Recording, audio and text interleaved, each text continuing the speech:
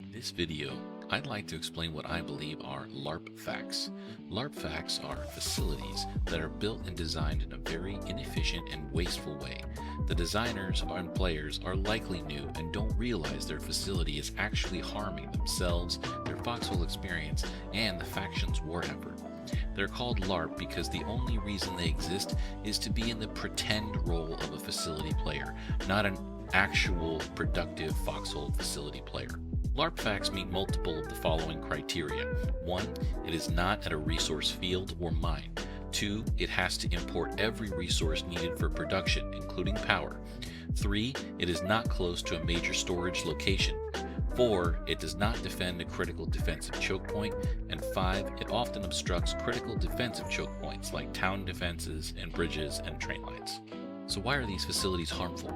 Well, time is the most valuable resource in Foxhole, so spend it wisely.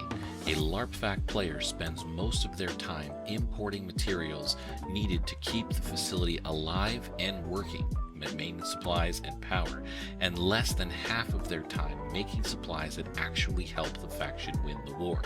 The more time spent keeping low production facilities alive, the less production to help win the war, and the less resources available to the productive players trying to win the war.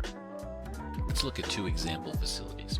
This Warden facility was made by new players who are better informed and will make a much better design next war. For power, they used 4 diesel power plants requiring 4 daily flatbed trips to the refinery. For the oil refineries, they're importing raw oil on a flatbed, especially from another hex, which is hugely wasteful and unnecessary if you have coal in the same hex. Materials factories are making M-subs, basic C-mats, A1s and A2s, but this will require a lot of back and forth between multiple salvage field locations throughout the hex, further burning everyone out. And lastly, a parking lot. This is easy pickings for partisans with a few explosives, and if these vehicles are loaded, the whole thing goes down in minutes.